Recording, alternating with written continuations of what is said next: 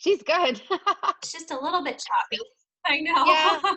I don't know if that was her Good. connection. I don't think it's ours because I can hear and I don't see think you so, pretty because well. yeah, I felt like I could see you moving the whole time. It was just hers. Yeah. I didn't hear. It'll be fine. Yeah. I'm going to tell Michael to really watch this one because I like her so much. I want her to feel like it was a good one, so. Yeah.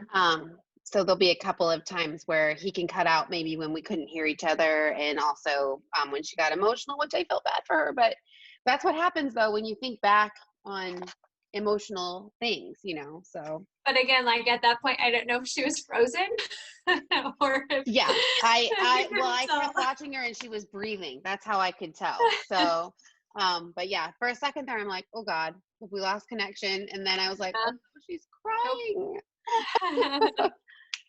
Okay, so we were going to chat a little about just having our pie party. Perfect. So why don't you kick that off? Yeah, so we just got done with our pie party. It was fun to see all of our clients and friends and pass out pies for Thanksgiving, and a great socially distanced way to just get Yeah, in touch with them. We haven't seen them in so long. I know. And at least a couple of them got out of their cars, still socially distanced, but I think Um, one of my clients even said, I just haven't seen you. And so, just wants to see us in person. But yes, we did. We pivoted as one of the pandemic catchphrases, and still had our annual pie party. Who doesn't love free pie? yeah, And added things like the warm beverages, and they all loved that. And we had a record breaking turnout again. So yeah. we just didn't have the social as much as the social, but we'll have that next year. So anyway, well, I am super excited to introduce our speaker, or our program today, interview or chat, as we like to call them, because I just recently got to meet an artist I've always been curious about, and loved her work. And then I finally got to own a piece, which is my cuff that's on my wrist, and I love it, and it goes away in its cute little bed, and I keep it on its little pillow Cute. that it came with. Um, but Carolyn Rocha, she's an artist who is internationally recognized, and she happens to live right here in San Luis Obispo. She's a proud Portuguese American designer based out of San Luis. As a child growing up in the Central Valley, Carolyn was always artistic, whether it be painting, sculpting, or drawing. She has spent time living in various cities across the US before finally settling back in San Luis Obispo in 1998. And then in 2008, she began selling her handmade bracelets to friends and family before it became a booming business in 2011. It is Caroline's firm belief that God grants everyone a gift, and creating these unique cuffs is his gift to her. Caroline feels like a kid painting rather than an artist at work when she creates her cuffs. She finds inspiration all around her in the bright lights of the city, the blonde country hills, a sunset, and from friends, family, and God. Her one-of-a-kind cuffs are hand-painted on leather and then adorned with Swarovski crystals. Caroline defines them as wearable works of art and personally signs each one of them so that she can feel connected to everyone who wears her design. She's recently scaled back her business from being in 250 or more boutiques around the United States and Australia and England and even Canada. And she is going to tell us all about where she can be found now, and how she has scaled her business back, and make an announcement on this chat. So let's welcome Carolyn. So we chatted recently about what led you on the path to becoming an artist and designer, and it took a bit of a nudge from your sisters and also from a seminar series you participated in. So tell us a little bit about that process. Yeah, so what I didn't tell you was early on in my life, as a child, I was always very artistic, considered artistic. And I remember my dad asking me, what do you want to be when you grow up? And I remember really being clear in my head, I want to be an artist. And at first my father was, he liked it. I was a little girl, my dad was a little artistic, and so he appreciated it. And then as the years went on, he would continue to ask, what do you want to be when you grow up? And I remember saying, an artist, because I didn't move in my head about what still thrilled me and what I did daily. And I remember for the first time he said, well, not a nurse. And that changed a lot for me. Just yeah. hearing. So, and then I somehow became ashamed of it. Isn't that weird? So that was my early journey. And so I kind of hid the artistic part because I didn't think it was that valuable. And also I was really worried about being looked upon as not good enough. Like my art's not good enough. You know, you see Picasso, and then Caroline thinks she's an artist, you know. So yeah. It seems pretty grand that I would suggest such a thing as that for myself. And it wasn't until on in life that I did that study that you spoke about, where the purpose-driven life, there was a book written called 40 Days of Purpose, and it's kind of just, you dive into what's my purpose in life. And I didn't even think about art. That was furthest thing from my mind. I thought I was doing kind of another Bible study, and I quite frankly didn't feel like doing another one. But yeah, I just kind of remember my girlfriend insisting I was going to do it. And I thought, oh my God, I don't really feel like it, but she's very insistent. She's still a very good friend of mine, but she's a very strong woman. And I remember thinking, okay, I'll go to your house and participate. Yeah. And then the day came, and I decided I wasn't going to go. And I still remember clearly, I was in my living room with my little kids, and I thought, I'm not going. I don't feel like it, and I don't want to. And so I'm going to go put my pajamas on. It was like 6 o'clock in the afternoon. And I thought in my head, if I put my pajamas on, that means I'm done. And I don't have to wear. So I went upstairs, put my pajamas on, and I even rehearsed in my own head about how it was going to go down. People were going to enter her home. Someone was going to say, where's Caroline? And someone was going to say, I'm sure she was too busy. She couldn't make it. I've heard people say that about other people who don't show up at things. Right, and I right. thought, it's my turn. I've never done that before. I'm going to have that moment. And instead, my girlfriend called me and said, where are you? And I remember thinking, and she's a determined woman, so it wasn't like another friend where I said, you know, I'm just not up to it. There was no way she was going to let that happen. So I remember thinking, oh my gosh, I can't believe it. So I walked back up my stairs, put on the same clothes I had just taken off that I threw on the floor of my bedroom as a point that I'm done. I put them back on because I was not going to get dressed up because I kind of resented the fact I had to go. And the truth be told, I think I'm the one that ended up with the most gigantic gift with the bow walking out of that study. And I, you know, first time in my life, when I dove real deep, I was created to be an artist, and it blew my mind. So those were just some of my earliest memories and some of my biggest concerns and fears. And I recognized for the first time in my life that I wasn't alone in the gift. Wow, that's a great story. You're sweet. And so, and your sisters played a good part in it too, right? Because huge. I started pursuing the fact that I could be an artist, and I started embracing it and just questioning my God about it and saying, so you really did make me to be, I could never say artist at first as I was diving into accepting that maybe I had a gift. And when I look back in my life, all the way through my grammar high school, all the way to my high school years, I was always recognized as the artist. And I don't even know why exactly, because I hid it, but I was always recognized in the class as the artist.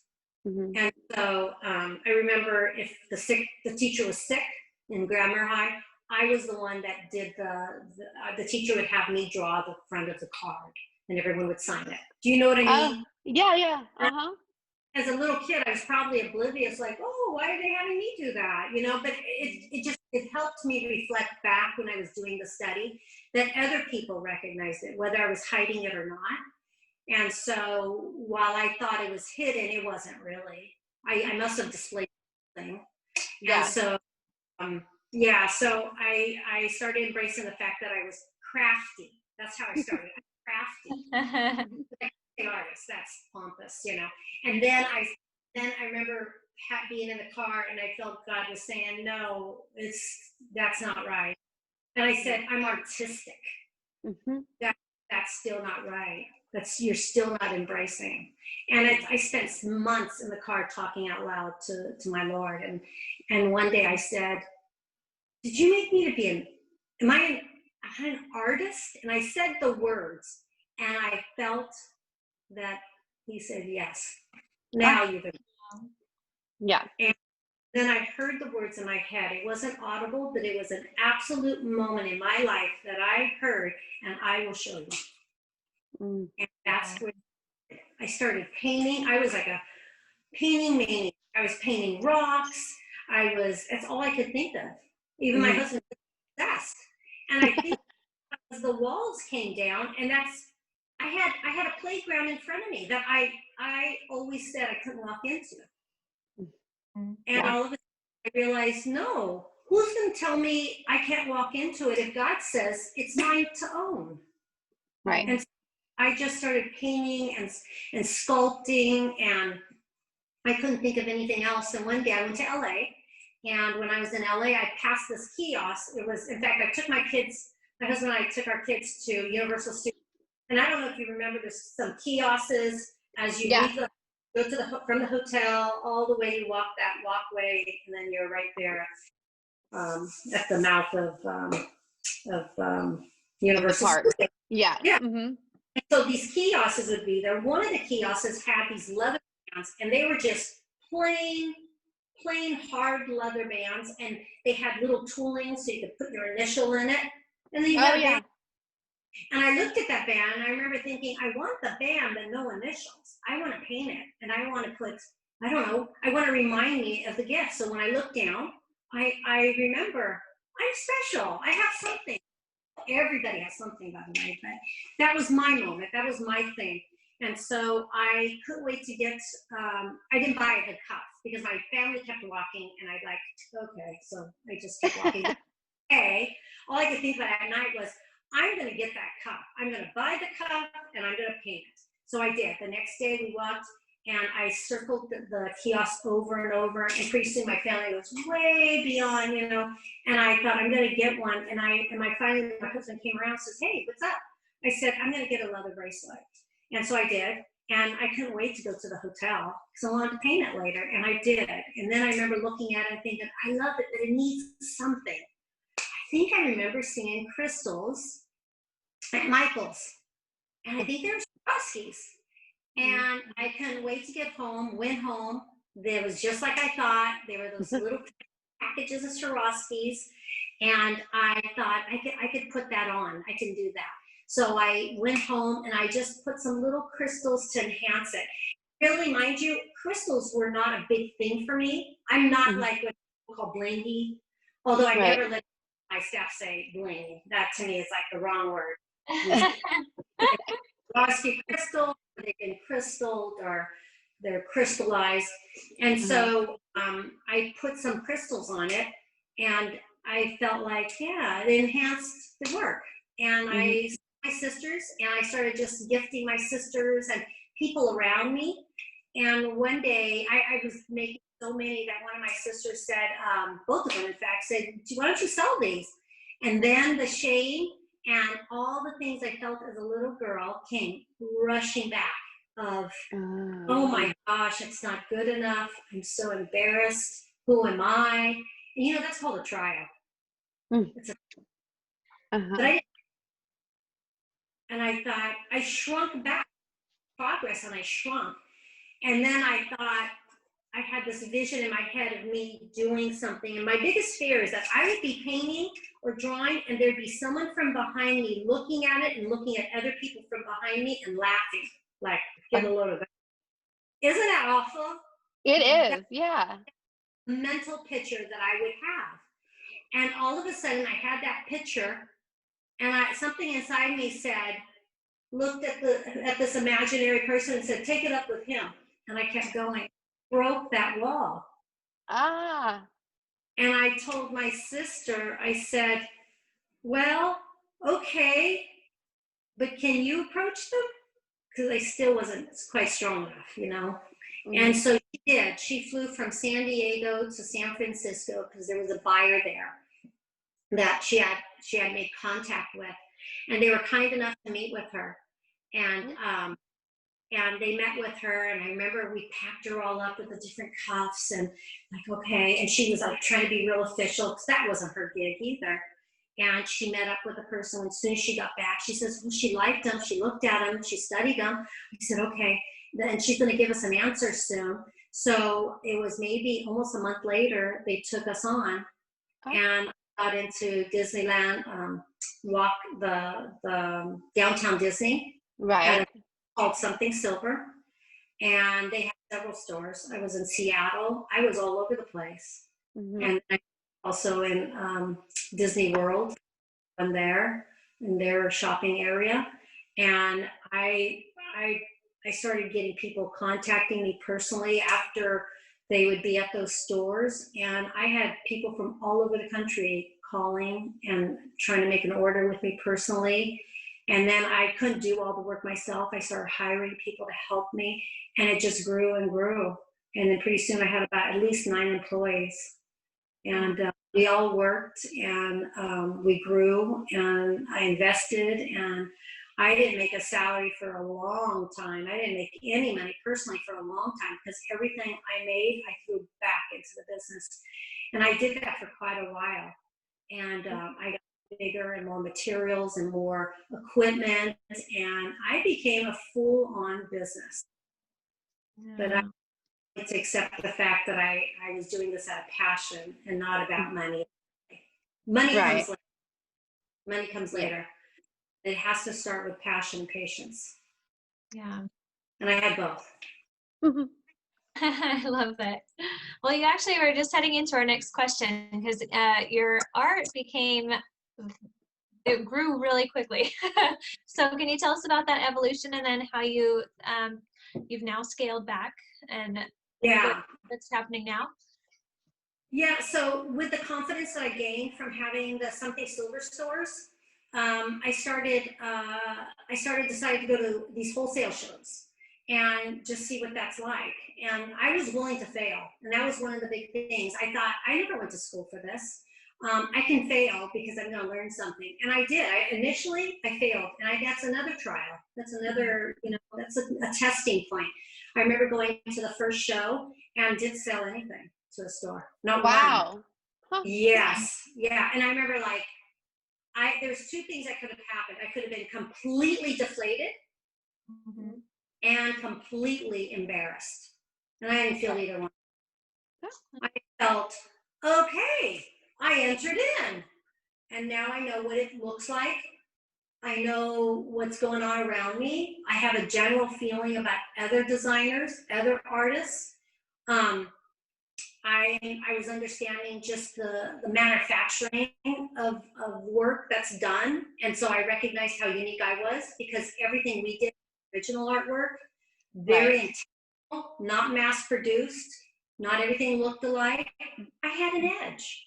I didn't make a sale, but I education. And so I did another show and started selling. Stores started coming along, and then I did another show, and then I joined the Accessory Council in New York. Mm. So Rocha believed in me, and Ah. they personally reached out to me and said, we've seen your work. It's good enough. It's actually very good work. You're going to buy from us directly now. You don't need Ah. to get through other suppliers. That's And awesome. yeah, we'll promote you. And I thought, oh, the worst thing is to be a phony in life. That's the worst. So I remember thinking, oh, wait a minute. I got to tell you, I'm not big. I just got hard, and I can work hard, and I'm growing. And so they had a meeting with me in LA, and I remember telling her, she said, the first thing she said is, we open up with accounts at $40,000 a year of purchase. Ooh. And I remember saying, oh, okay, let's stop. I was baby I was buying thousands of dollars, but not 40,000. Right. And I said, I'm not buying that much. I mean, they were whining and dining me. I was like, oh my God, I am so embarrassed. How did I get in here? And now I got to tell them. And she said, no, that's okay. We know that, but we know you can, and you will eventually. Wow. How nice is that? Yeah, they really believed in you. Yeah, it blew my mind. Same. And I was thinking, okay, then let's proceed. And I was shocked. And they were so good. They said, we'll offer you whatever information you need, whatever you don't know, call us. We'll see what we can help you with and understanding, just like trades, lingo, things like that. I mean, out of the woodwork. I don't have a degree in this. I just have a product. That's all I have. And so that's how that started. And they helped me along too. They gave me some advice, and they would give me gifts of crystals for me to experiment with. And I did grow, and I kept ordering. And yeah, so that's how that went. And I started doing one show after another. And the Accessory Council of New York, when I joined them, I fly to New York and just get to know other designers and try to just understand it. I think the biggest thing for anybody who wants to get into a business like this is to dive in. And you have to dive in and put your money forward. It's a hard thing to do. Yeah. I was willing to, I'm driven by passion more than I am money. So I was going to give up whatever money I had to get somewhere. And it worked. And also, I believe that God took a part in this too. He provided an opportunity, ability, and resources, really. And so I did, and the New York Council embraced me. And the president came to California and spent some time with me. And all that was very fortifying in me feeling like I had a business and that it'll grow. So I kept going to shows. And at one point, I had over 250 boutiques at different points, a collection of at least 250 boutiques that carried my product across the nation. Amazing. Wow. And that's a busy time. It was a very busy time. And then I did that for about 7 years, I think. And then I realized I needed to work differently. First of all, I'm not a good boss. I'm a worker, and I dive and I work, and I always think everybody should do that, but really that's not how it works. You have to empower people. You need to give them kudos. You need to, and I'm just a worker. I just work, and I just keep my head down. And I always thought everyone else should do that, but that's not the way it is. Everybody needs direction. Everybody needs a lot of kudos, and I guess I wasn't equipped that way. I'm like, I grew up in a very strong household where my father was an entrepreneur, and not one day in my life did I hear thank you for what we did. We just worked because that's what we do. And I think I wasn't equipped to help people who worked around me to feel great. They thought they were doing good things, but I think they needed more from me personally, and I was too busy. So I had decisions. I had to decide, you know what, I'm going to get rid of employees. I'm going to make my business smaller because I'm so stretched, and I'm going to do more direct sales and less stores, fewer stores. And I had developed already some kind of reputation across the nation. I even had an Australian company selling in Australia my product. I had someone in London selling, not London, in England, selling my, and I had some Canadians that were selling my product. Wow. Yeah. So I thought, you know, I was getting bigger in the way that it looked big, but I was stressing more and dealing with more employee issues because I wasn't taking care of everybody the same way. I couldn't. Right. So then I scaled back. I got rid of lots of employees, and I started just, I had to keep some, of course. I couldn't do it all. But I started doing more direct sales. And that suited me very well. I have collectors around the country, and when they call, I used to have an assistant who talked to them. Pretty soon I decided, you know what, I'm going to talk to them. I'm going to get to know these. And that worked very well. And to this day, I have collectors that have over 100 cups. Oh, wow. That's amazing. Yeah. But I can totally see myself being that. Yeah.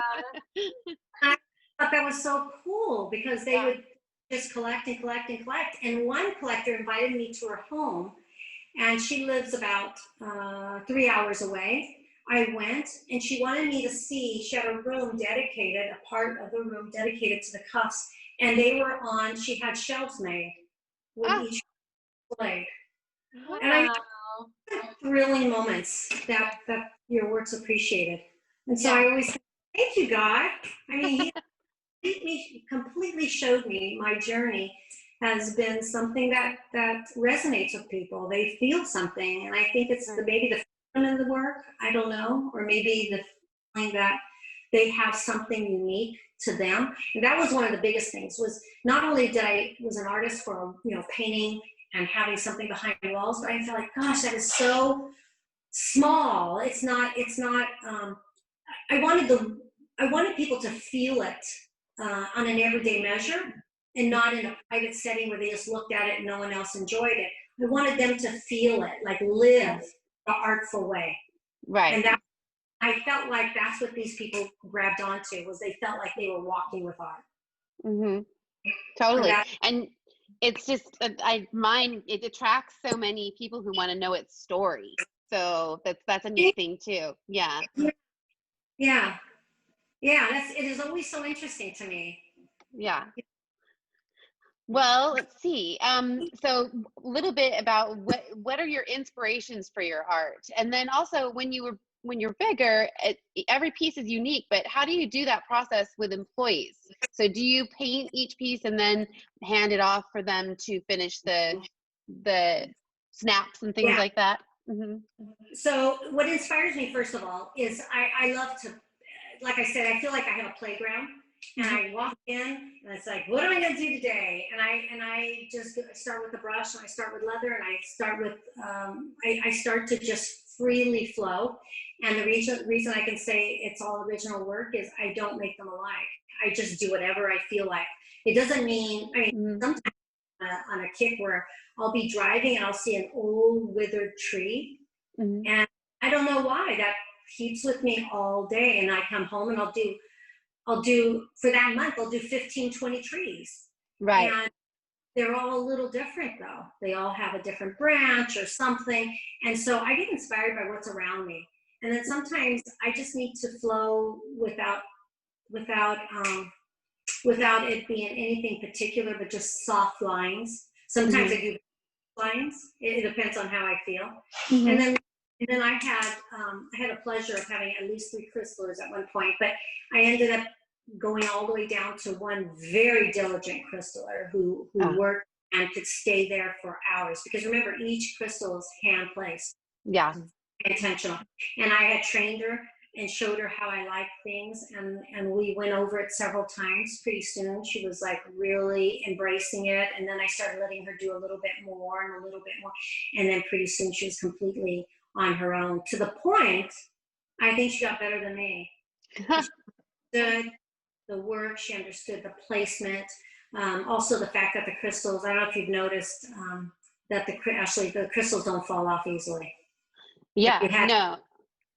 I've had people who've had some for 12 years and they still have crystals. Yeah, that's amazing. And I think the Swarovski part of it also resonates with me, because my husband and I, our wedding flutes were Swarovski designed with crystals in the stem. And so we've had that. And then he started buying me every year since we've been married, actually since we've met, since the Swarovski snowflakes. So at this time of year, I have them on display. And so when I saw that they were Swarovskis, it was like, oh, it's another thing, Oh, so many stores, because they'll want the product cheaper. Well, I get it. And they say, well, can you put just other crystals? It doesn't have to be Swarovski. And I'm thinking, now, why would I do that? No.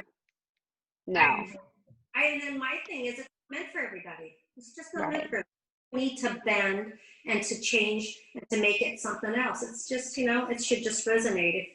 There's nothing like a Swarovski crystals. There's Right. nothing. There's been several companies that have tried to do comparable work. They've gotten very close. In fact, there's one particular company that claims they've measured. I don't know. But yeah, there's nothing like the stone. And so No. Well, and they pick up your colors in the paint. So that's the thing. I don't think any crystal could do that. I mean, just any crystal could do that. So, yeah. No, they're kind of magical, really. So, and then the second part of that question, you said. You answered it with the folks that you trained that placed the crystals. Yeah. Yeah. So, so we got very small, very intimate, and pretty soon I think there was only like 4 of us. And that was nice. That was nice. I was able to work without worrying about whether I was, being a good boss. And right. All of that. Well, and that can interfere with the passion part of it if that's what you feel like you're doing for most of the day. Yeah. Definitely. And my sisters are still on board. I have my younger sister still maintains some stores. I didn't want to deal with any more stores hardly at all. So I have a few now, and I do more direct sales. And but recently I decided I want to retire. I've been doing it for 12 years, and it's been pleasure. It's been a gift. But I've also recognized I have other artistic pursuits I'd love to run after. I'd love to sculpt more. I'd love to, I've been doing some hand molds and painting them, and heirloom type of things. And neat. So I've been really feeling pulled to do that more. I'm still working on the cuffs. I mean, here's one right in front of me. I'm still working on it. Still, this morning I made some beautiful pieces, but I'm dabbling in it differently now. Now it's more like they're really special because now, and I'm having a wonderful time. I'm enjoying the ending of a project. Of this chapter. Yeah. It's not done yet. It's gonna take time, but I'm already there. I'm already starting. Well, if we have why don't you do the last question, since we've already answered that 4th question? So okay. You want to do Sounds good. What advice would you give to aspiring artists that don't know how to get started and struggle with the same concerns that you had initially? I'll tell you, first of all, I have a belief that God handled this, okay? But I had to do work. I had to walk forward, and I had to use some basic principles. And that is, first of all, we're all insecure. I don't know any 100% secure. So I think a lot of people have to feel like it's okay to be insecure because it's a journey and it takes time. But as you keep stepping forward and you keep insisting that you're going to do it, I had people who try to tell me it wasn't good enough. That's a gift. That's a gift, because if you could step over that, you're on your way to something. Right. So I knew not to believe them. I don't know what it was. I felt like, wait a minute, God gave me this, so I mean, you're kind of in my way. So let me move around. Yeah. I wasn't even always nice. That was the funny thing. So I think anyone who wants to pursue something they really love, one, they have to just decide they're going to do it. Right. They have to realize you're not going to make money at first. You have to be good with that.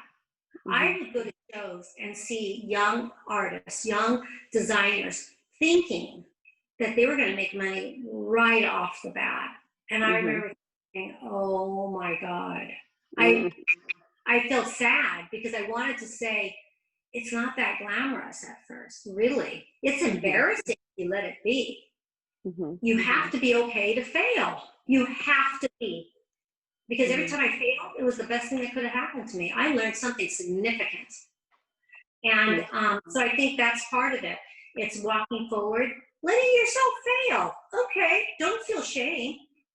See, you have empowerment. People pay to go to college, and they pay huge tuition bills. I pay for an experience, and I pay dearly, but I have gained something that is far more valuable than if I had one right off the bat. And so I think you have to kind of just keep walking forward and just keep going. And always remind yourself, every year you have to be better than the year before. You cannot come up with something that you think is good enough. It cannot be. It has to be better every year. That's good advice. I like that. I think all for anything you do. I think that's great advice. Yeah. So I have one final question because I'm curious, and this wasn't on the script, but did your father ever get to see your success in your art? Yes. And what did he think? He doesn't say a lot. I see pride. He doesn't even know this part of the story. He's proud, but he's also a man who holds back. I think he feels, what's funny is I don't think he's entirely, which is, kind of interesting. And sometimes I tell him a few things about my business that I'm kind of inwardly proud about, Oops, excuse me. That's all right. So sometimes, and I'll share it with him, and he doesn't show a lot of emotion, but I know he feels like what I have is solid, and so that's good. I'm very content, even though he's not saying, "Oh my gosh, my parents are foreigners." Oh my, so well, and he's kind of like a nod, and that's good for me. Yeah. So he's proud of it, and I think he also he loves to act like he's an artist too, so that he's playing. So that he had something to do with that. Yes, he loves to talk about his teacher in school that he trained under, who was a famous artist in Portugal. Oh wow! Yeah, and he likes to mention that. And, it's pretty cute. It's pretty cute. Well, it's been awesome chatting with you, Carolyn. I think you're such a wealth of inspiration, and I really appreciate your time. Well, thank you. And I know I was very long-winded. There's so much to the journey, and but I know you'll edit it. And I'm sorry, it took me by surprise. No, that's okay. Sometimes those things catch you by surprise when you start reflecting. It's in the reflection. Yeah. Yeah, I think I used. And we can. I'm sorry, Jordan. We can see how genuine you are. Thank you. We can see how genuine you are, and it's just special. Yeah. Thank you. Thank you, Carolyn. All right.